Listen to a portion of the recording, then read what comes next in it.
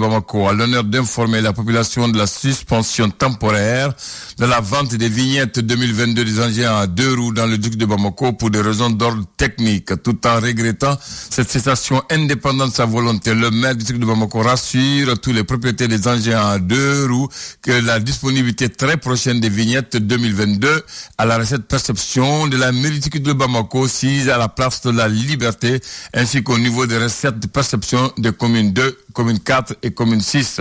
La reprise des opérations de vente des vignettes fera l'objet d'un communiqué ultérieur. Le maire de Bamako s'est compté sur le civisme et la bonne compréhension de toute la population, signé par ordre le maire la première adjointe Kamara Fadimata Traoré.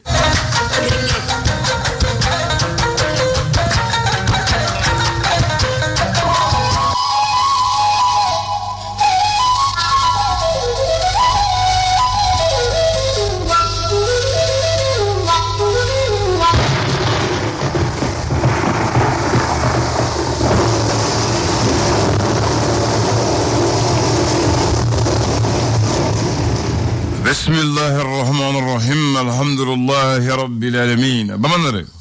Probra bona fala. Ma foni tlefla ni wati ni famo. Abebisga fo sabulani kabijumadu. Wati temena. Onam. Ko chima kero kono. Sigatola. Dore amanga me jumadu biuma me. Dokundi la fiala nga sesa wi la fiala. Nam. Dore la fiala ndo sesa wi torola. Nam.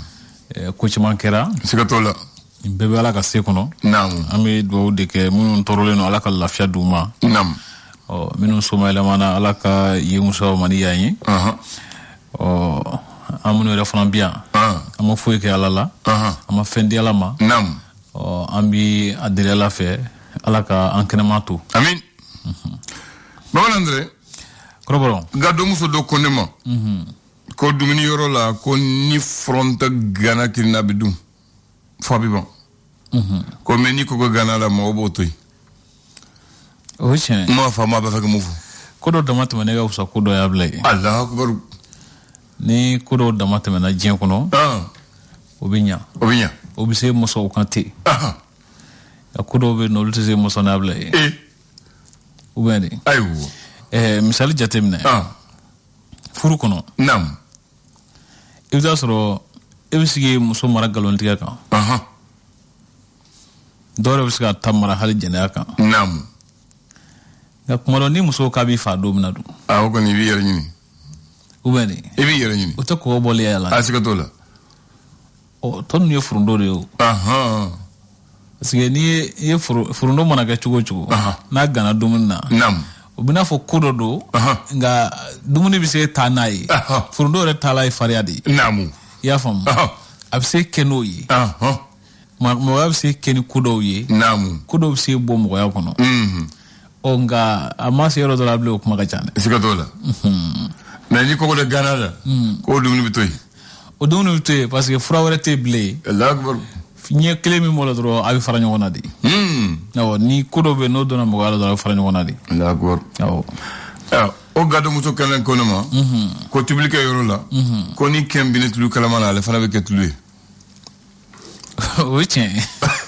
Emule fiele. Ni kembine tulu la ko tulu kalama la ko tublike yoro la ko ni kembine tulu kalama la ale lo ketulu ale la fana be ketulu abla ni mogaja temina feno wenno nyana ma kono iba ka foko fom senyona nam ko gelen fla tulu bi jatti ko gelen tulu kalama nam ni kulumangale ni tora ka do ko gelen kono abla bi desa ka bode Allah akbar ibo titien odo komi setie ko ma gele ma kasi haga doma sale ni président jatemne o do ko la amese ko misalata Burkina président kan nam akalara ko de o nga arema mine nam o abina fo ale ko ni ko gelen do ya soro amasa yere bo ko mina kent sa yere bo ko gelen na chugo mina mo fan ko gelen do be na yi soro itsi yere bo ko no te able sigatola awo ayo amba ko jeni muyi ko tubli yoro la ko ni datugulam belebele bata ka bla daga fitini ka bebe mais ni datugulam fitini ko ba bla daga belebele bala be chuan kono o tiɲɛ ya bila ye n'i ye adamadenya kɔnɔna na an ka ko ɲɛnabɔtaw jateminɛ kuma dɔ ko dɔ b'i bolo i kan k'a ɲɛnabɔ ɔ gɛlɛya bɛɛ n'a fura de don siga t'o la gɛlɛya fitinin i bɛ se ka furaba k'o la fɛɛrɛba sɔrɔ o la olu bɛ taa ni ɲɔgɔn ye nka gɛlɛyaba n'i ye fɛɛrɛ fitinin ɲini o la a bila o kuma ka ca a kuma ka ca o mɛ de o don e kan ka i ka denkuni kɛ wala banabatɔ dɔ b'i bolo ala k'an kisi a ma ne fɔra sisan ko fura wɛrɛ ye 40,000 ye dɔwɛrɛ t'e bolo 10,000 kɔ a bila o b'o furakɛ a tɛ furakɛ nka n'a fɔra sisan ko bana fura ye 10,000 ye 40,000 b'i kunna don o furakɛra ka ban a ma furakɛ ka ɲɛ a siga t'o la o bina fɔ sisan datugulanba bilalen daga fitinin da la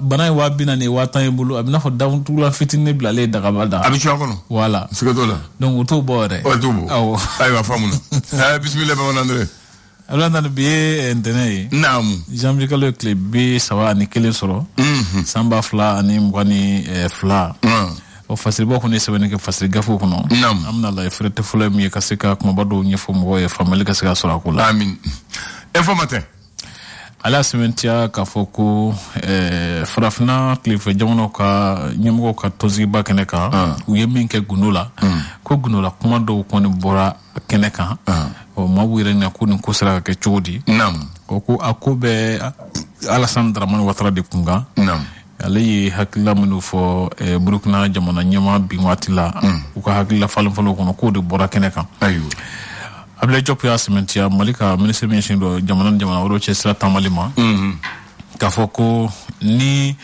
jamana ka jamanaya a danbe ani jamanadenw ma bonya o ko an tɛna ba foyi ma wasa o ka se ka sabati o Choguel Kokala Mayiga jira k'a fɔ ko Mali tɛ maa si ta ye o ko Mali tɛ maa si ka marabolo ye o ko o kɔni ko min tun bɛ sen na k'o banna bi min yɛrɛ fana bɛ tali kɛ CEDEAO jamana ɲɛmɔgɔw ka taamakulu dɔw makɔnɔnen don bi Burkina Faso wasa ka se ka hakilila falenfalenw kɛ ni jamana marabaga kuraw ye Ablaye le républicain ko di ale kumalen don Abdoulaye Diop kan tuguni k'a jira a fɔ ko a ka wusa ko Faransi ka Mali jamana bonya ka bonya i n'a fɔ jamana fila kan ka ɲɔgɔn bonya cogo min na ko Abdoulaye Diop y'o fɔ lakɔlikaramɔgɔw ka lafasatɔ min bɛ wele ko SIPESCO olu ka tɔnsigiba ta ko sabanan hukumu kɔnɔ n'o ye congrès ordinaire ye o ko Mulayi Koniba Kulibali ale sugandira k'a bila u ka tɔn ɲɛma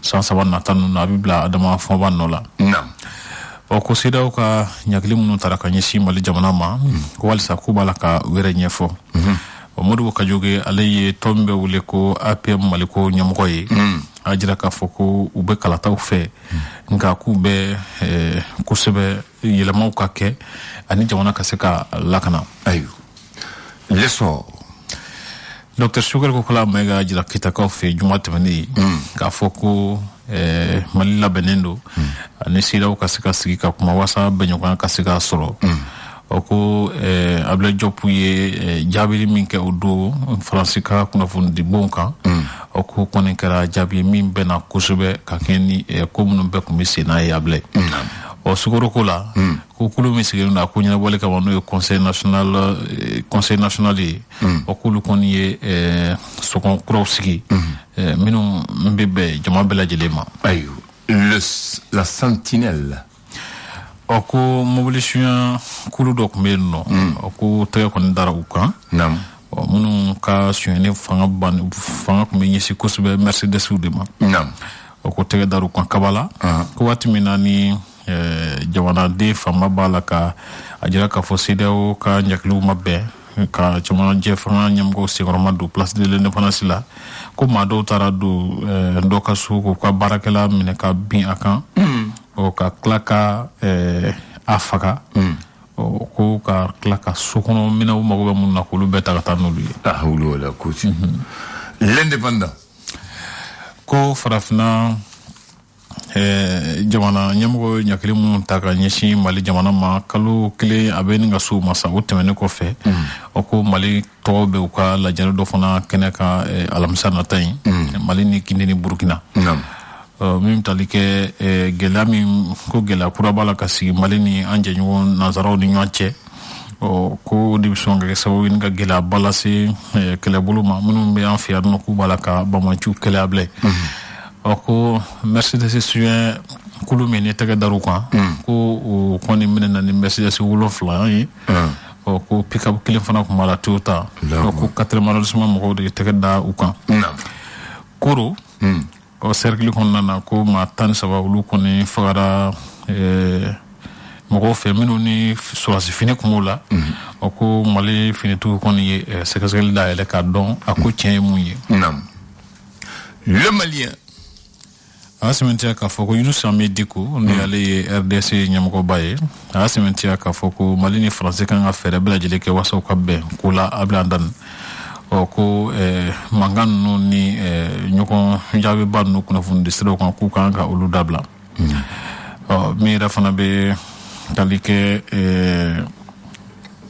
Union africaine ka taama kulu min kun bɛ n'a ɲɛmɔgɔba kun y'u ka commission ɲɛmɔgɔ Musa Faki Mahamati ye a bila ko ale kɔnɔ jira k'a fɔ ko a nimisi wasara a ka taama in na Mali jamana kɔnɔ yan le challenger conseil malien des chargeurs ɲɛmɔgɔya ko la ko mankan kun b'a la nka ko cour suprême ye a jira k'a fɔ ko Burama Mukuru ko tiɲɛ bɛ ale bolo CNPM la ko maa minnu ni olu kɔni sɔrɔ busumɔgɔ ye k'u lajira k'a fɔ k'u ka ɲɛmɔgɔya ko tɛ se tout temps k'u yɛrɛ bɛna olu kan ka min kɛ waasa ɲɛmɔgɔ ko in ka tile k'u bɛna o baaraw kɛ o kɔfɛ sa ko CMDT ka tɔnsigiba min wele ko conseil d'administration ta ko 95 baaraw sabatira ko ɲina u kan ka baara kɛ ni musaka min ye ko bolodara ka bila CFA wɛrɛ miliyari 376 labila ye ni sɔgɔmada na kunnafoni teli kumaba dɔw ye tubarikala bamanan Andre kɔrɔbɔrɔ bamanankan fɔla ko Mali sigilen don sanu dingɛ ko Mali sigilen don sanu dingɛ de kan nke jamana Maliba jamana sanu bɔ yɔrɔ joli de bɛ yan i b'o dɔn le 30 ani kelen jate manama fili 11 o ni misɛmani fara kan mɛ a kuluba yɛrɛ mun don mun dɔnnen don mun yɛrɛ ye usine yɛrɛ o tɛ 9 ye wa 9 ne la le 30 janvier 97 Alpha Oumar Konaré inaugure la mine d'or de Sadiola. On appelle SEMOS SA, Société d'exploitation des mines d'or de Sadiola, SEMOS SA. 19,8 kg d'or ont été montrés à Alpha ce jour et aux populations de Sadiola. 19,8 kg d'or. Kilo tan ani kɔnɔntɔn ani murmurusi ani gramme seegin o de yira la Alpha la o don u ye fɔlɔ mun bon ko olu ka sanu dingɛ nin a bɛ se ka tɔni 6 sanu tɔni 6 san o san u bɛ se ka bɔ o dingɛ na san o san u ka ca sa dɛ sanu tɔni 6 a bɛ se ka bɔ o dingɛ na le problème ye jumɛn ye o sanu usine a bɛ maa 3 de bolo Imad Gold 41%, Anglo Gold Ashanti 41%, ça fait 82% pour les deux étrangers. Gouvernement malien 18%. Amu ye dugukolo ta ye sanu bɔ an fɛ a bɛ bɔ an ka jamana mun kan an ta ye 18 ye mɔgɔ mun bɛna bɔ an fɛ olu ta ye 42%. Ablaye o kuma ka ca sa dɛ a kuma ka ca dɛ o kuma anw ta tɛ de ayiwa o kuma b'o yɔrɔ de la sisan ne y'a ye sisan mun na a bɛ fɔ ko dɔw b'a la ka wuli k'u jɔ ko falen ka kɛ sanubɔ sariyaw la dans toutes les usines ka sanubɔ Mali la o plus Mali ta ye 20%, a cayara o ye 20% ye sinon a tɔ bɛɛ ye olu ta ye olu de bɛ na an ka jamana kan an ka dingɛ an ka jamana kɔlɔ an ka sanu olu de b'a bɔ ka tila an ka togodala mɔgɔw tɔɔrɔ k'u ka dugukolow tiɲɛ k'u ka forow minɛ u la mais face yɛrɛ nin yɔrɔ ka dɔgɔ donc o usine nana anana fara asro usine yatala bey morila beya kalana bey lulu gongoto waslo ani ale ni ye diɲɛ mun dolen do mɔgɔw fɛ o usine kɔnɔntɔnni san o san sanu tonne 70 tonnes bi wolowula olu bɔn ko jugukɔrɔ tonne bi wolowula san o san 70 tonnes d'or olu b'o bo an ka Mali dugukolo nin kan sanu tonne bi wolowula san o san usine fara ni u b'o de bo o ye mun fɔra dɛ mun fɔra officiellement mun ta dogo la mɔgɔ t'o dɔn mun de bɔ kɛrɛfɛ ka taa k'a sɔrɔ an tɛ bɔ a kalama an t'o dɔn mais a gɛlɛma yɔrɔ ye mun ye yɔrɔ bi yɔrɔ la sanu tɛna Bamako olu ka avion bɛ jigin u ka usine na dɔrɔn u bɛ sanu kari u bɛ taa n'u ka yɔrɔ la u b'a fɔ an ka mɔgɔw douanier ni fɛn bɛ yɔrɔ la foyi tɛ b'o la o de ye problème ye hakɛ jumɛn de bɛ bɔ mun fɔra mun déclaré o do o tɛ yan an b'o dɔn wa ma t'o dɔn donc u y'a jate farafina na farafina bɛɛ on est savanay. Après l'Afrique du Sud, le Ghana, le Mali est le 3e producteur d'or. Et l'or est la pièce la plus recherchée après le diamant dans le monde. Bi, or gramme kelin dans les 28 à 32 000 francs. Gramme kelin. Waworoni kemenani. Kemenani. Abidabine wa duru ni kemese kata waworoni kemenani. Gramme kelin. Ika kilo kelin sont jate. Able wari sade wari donc war sanu ba on fait ambi sanu bo mais sanu a tonona nafa de malien toye donc on ko fo o de kayelma able no ma elema mayo aywa ni chulata égalé de sanu be bo on fait 70 tonnes par heure mais anga jamana na gram kele mi fere wa woro ni kemenani wa duru ni kemesegi e ko fam ci tiens oh ebsugo o sanore ki bo ket bulana ya ga do yere lable aywa ma chansare patable aflone ni sanu bebe bo on fait mais sanu isinte mu se que sanu de la ka yere maka ke umma bol nanege bol kanege ani chenu ani bugul doray amba bo tubabu tanaye uba yere maka na fera mako ne tout cher encore en fait anga sanu lu babu ubutane ko jamana uba yelema uba ke avo tlo dmendi mumbulo tlo la bugulu uba ke kanashene bolo nanege bolo kanage uba ke pario bana en ferama songo gelema la tuguni anga sanu mu bon fait tubabu ta yelema kana fera amma tuguni amma tono musrola donc tono fla akile waro ne kuma yere muya yelema ka ke dron ni yelema kera mi ti jenable kanga du blake voilà est-ce que kuma gale ayo kuma borol sono wori nga be si wori million bi so woni vladima kilo kele ayo o kilo ton kele joli ton bi wala so me joli ablay tiena donc le Mali n'est pas un pays pauvre mais pauvrement géré à Yorofleni on est sandron yo boy sandron mais ça nous tombe depuis la walede parce que beaucoup fla tombe be en Mali là ka togo di Malima kango Musa yo to me aske modu bo yo to me ulu fla taramaka kango Musa ale tato maka ale tara 12 tonnes d'or atato tara nodi atato tara 12 tonnes d'or kango Musa ale ni 8000 personnes de tara basigi tara nyom fait tellement qu'elle tara a seguito sanu songo bina Egypte marani maka 100 ans sanu songo jigna a seguito ale de Misri bani jo Tombouctou jingarebe aflana ouais Mohamed aske Mohamed ale tato ale ni 1500 hommes le tara 500 cavaliers 1000 fantassins ale tato Atarani 300 000 pièces d'or.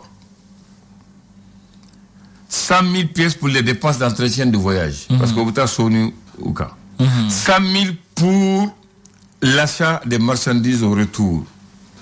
100 000 pièces d'or pour le monde qu'il distribue aux gens.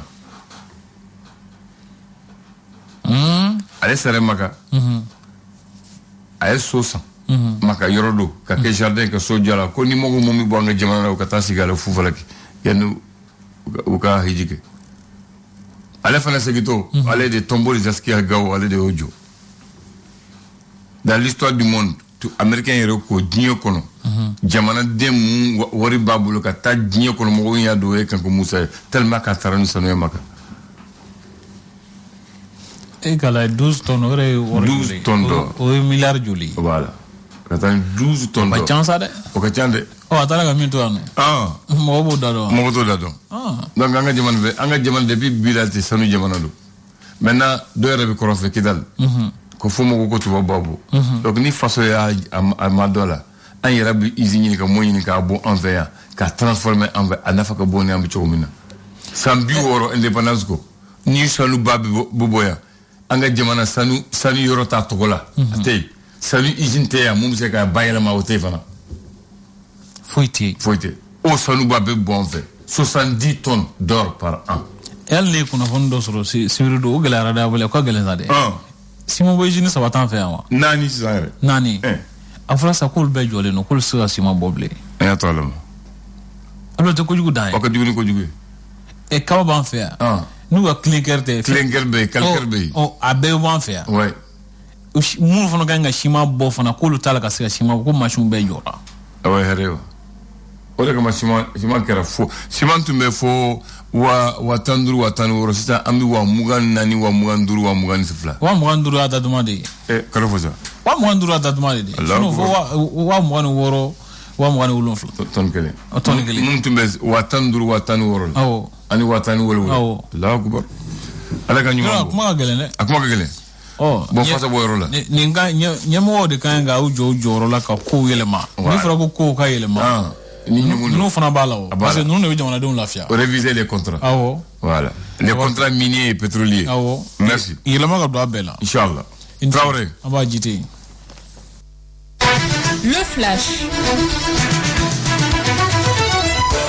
le flash d'information avec la rédaction de Clédou Info.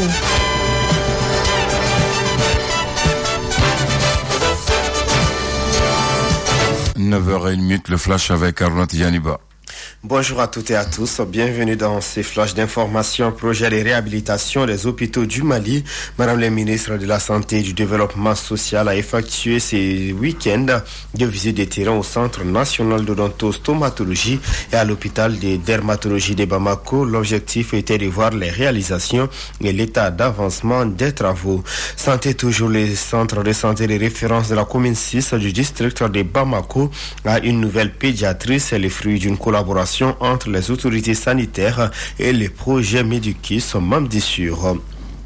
Troisième édition du camp des leaders 2021 de l'association des jeunes pour la citoyenneté active et la démocratie à Chicade. Elle a débuté le 27 janvier dans la région de Dioïla au lycée d'Owele Mariko autour de la thématique citoyenneté active au service de la redevabilité locale. Le camp de 3 jours a regroupé les jeunes de toutes les régions du Mali. Après une délégation des chefs d'état-major, la CEDEAO dépêche ce lundi une mission ministérielle à Ouagadougou, la capitale burkinabé, une semaine après le putsch qui a renversé le président Roch Marc Christian Kaboré, une mission qui prépare le prochain sommet de l'organisation sous-régionale prévu ce jeudi à Accra. C'est la ministre ghanéenne des Affaires étrangères Chidle Ayorkor Bochouei qui conduira la délégation ministérielle. C'est une mission conjointe menée avec les représentants spéciaux des Nations Unies en Afrique de l'Ouest et au Sahel, Mamata Saleh Anadif, qui sera aussi présent dans la capitale burkinabé. Depuis samedi 29 janvier, circule sur les réseaux sociaux un audio d'Alassane Ouattara, le président ivoirien enregistré lors de la conférence des chefs d'État du dernier sommet de la CEDEAO convoqué le vendredi dernier après le coup d'État au Burkina Faso. On y entend le chef de l'État de la Côte d'Ivoire y exposer la position de son pays sur ces événements et y raconter son entretien téléphonique avec Roch Marc Christian Kaboré le jour de son renversement. Au Bénin, les affrontements samedi 29 janvier entre la police et les adeptes de l'église Azaïel, décrite comme une secte, font 8 morts dans l'arrondissement de pas, un arrondissement de la ville de Savalou, au centre du Bénin. 2 policiers figurent parmi les morts. Les pasteurs et plusieurs de ses fidèles sont en fuite. On connaît désormais les 2 affiches des demi-finales de la 33e Coupe d'Afrique des Nations de football CAN 2021. La première, Cameroun-Égypte, va opposer les 2 équipes les plus titrées de l'histoire de la CAN. La deuxième, le Sénégal et le Burkina Faso, une affiche inédite à ces niveaux de la compétition. Abdoulandan, que le meilleur gagne. Oui, que le meilleur gagne, ça c'est bien dit. Il y a 2 équipes qui ont gagné la coupe et 2 qui n'ont jamais gagné la coupe. Il y a 2 lions. On va voir si c'est les lions, c'est le pharaon ou l'étalon qui va arracher la coupe, n'est-ce pas? Oui. Merci. La promo d'amour de Move Africa Malitel, c'est les avantages les plus top au